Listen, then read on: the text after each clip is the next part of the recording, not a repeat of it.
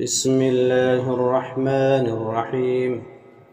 ألف لام را. تلك آيات الكتاب المبين. إنا أنزلناه قرآنا عربيا لعلكم تعقلون.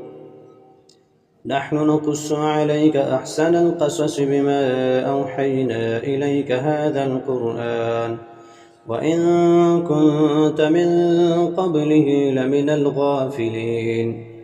إذ قال يوسف لأبيه يا أبت إني رأيت 11 كوكبا والشمس والقمر رأيتهم لي ساجدين.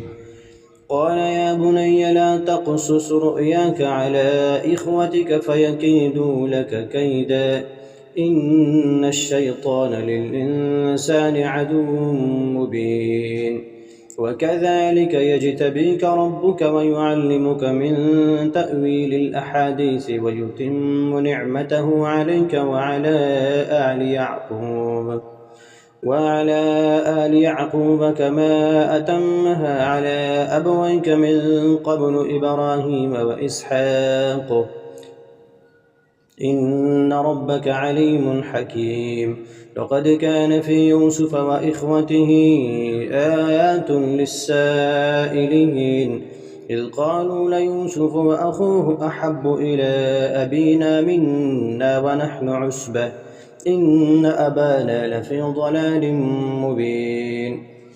اقتلوا يوسف أو اطرحوه أرضا يخل لكم وجه أبيكم وتكونوا من بعده قوما صالحين.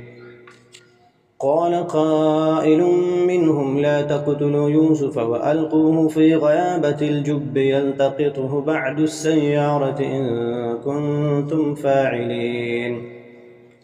قالوا يا أبانا ما لك لا تأمنا على يوسف وإنا له لناصحون أرسله معنا غدا يرتع ويلعب وإنا له لحافظون.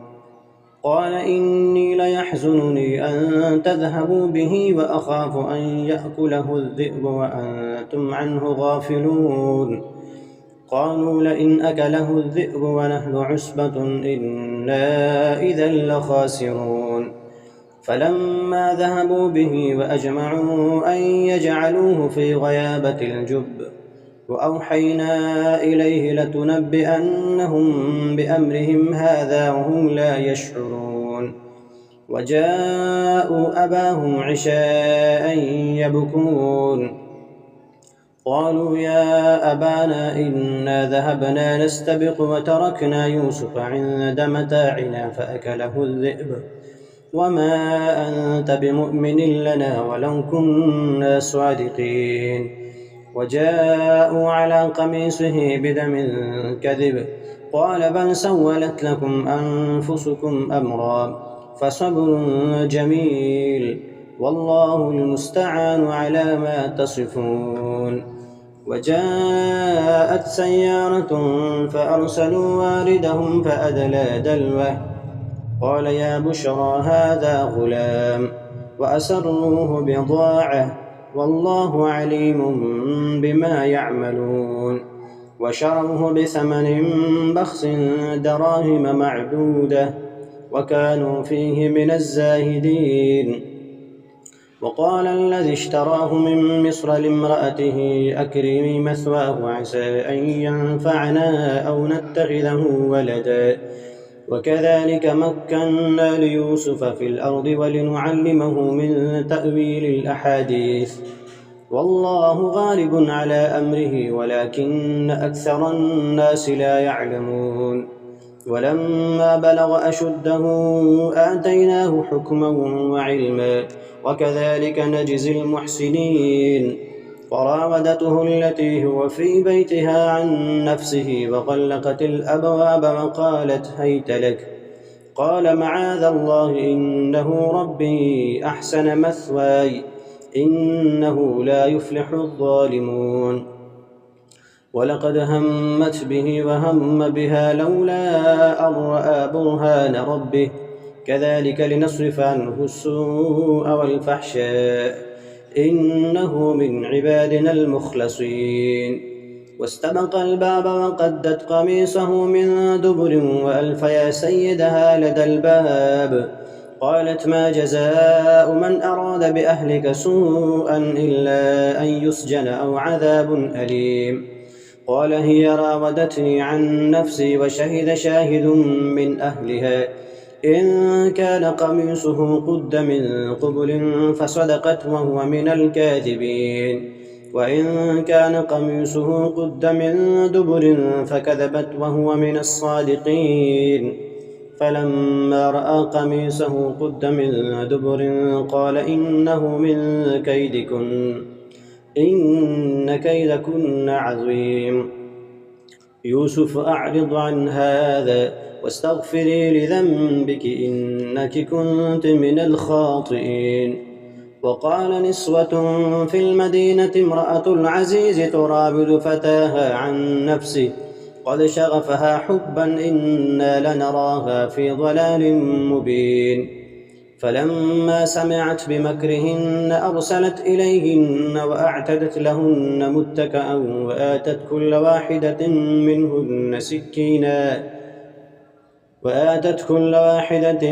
منهن سكينا وقالت اخرج عليهن. فلما رأينه أكبرنه وقطعن أيديهن وقلن حاش لله ما هذا بشرا إن هذا إلا ملك كريم. قالت فذلكن الذي لمتنني فيه ولقد راودته عن نفسه فاستعصم ولئن لم يفعل ما آمره ليسجنن وليكون من الصاغرين. قال رب السجن أحب إلي مما يدعونني إليه وإلا تصرف عني كيدهن أصب إليهن وأكن من الجاهلين. فاستجاب له ربه فصرف عنه كيدهن إنه هو السميع العليم. ثم بدا لهم من بعد ما رأوا الآيات ليسجننه حتى حين. ودخل معه السجن فتيان قال أحدهما إني أراني أعصر خمرا وقال الآخر إني أراني أحمل فوق رأسي خبزا تأكل الطير منه نبئنا بتأويله إنا نراك من المحسنين. قال لا يأتيكما طعام ترزقانه إلا نبأتكما بتأويله قبل أن يأتيكما ذلكما مما علمني ربي إني تركت ملة قوم لا يؤمنون بالله وهم بالآخرة هم كافرون واتبعت ملة آبائي إبراهيم وإسحاق ويعقوب ما كان لنا أن نشرك بالله من شيء ذلك من فضل الله علينا وعلى الناس ولكن أكثر الناس لا يشكرون.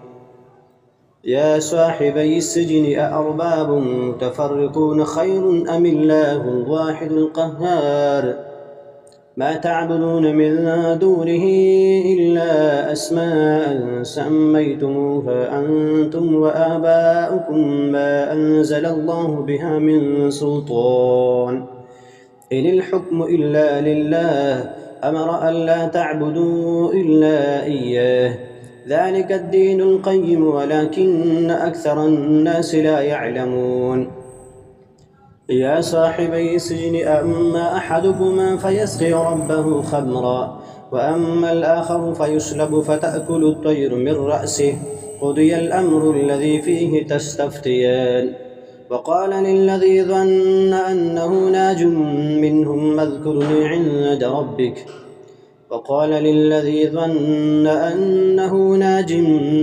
اذكرني عند ربك فأنساه الشيطان ذكر ربه فلبث في السجن بضع سنين.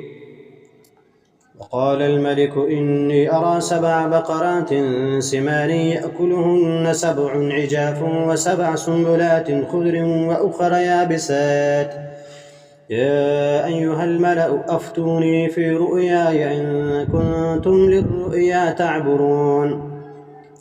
قالوا أضغاث أحلام وما نحن بتأويل الأحلام بعالمين. وقال الذي نجا منهما وادكر بعد أمة أنا أنبئكم بتأويله فأرسلون. يوسف أيها الصديق أفتنا في 7 بقرات سمان يأكلهن 7 عجاف و7 سنبلات خضر وأخر يابسات لعلي أرجع إلى الناس لعلهم يعلمون. قال تزرعون 7 سنين دأبا فما حصدتم فذروه في سنبله إلا قليلا مما تأكلون ثم يأتي من بعد ذلك 7 شداد يأكلن ما قدمتم لهن إلا قليلا مما تحسنون ثم يأتي من بعد ذلك عام فيه يغاث الناس وفيه يعصرون. وقال الملك ائتوني به فلما جاءه الرسول قال ارجع إلى ربك فاسأله ما بال النسوة اللاتي قطعن أيديهن إن ربي بكيدهن عليم. قال ما خطبكن إذ راوتن يوسف عن نفسه قلن حاش لله ما علمنا عليه من سوء. قالت امرأة العزيز الآن حصحص الحق أنا راودته عن نفسه وإنه لمن الصادقين. ذلك ليعلم أني لم أخنه بالغيب وأن الله لا يهدي كيد الخائنين.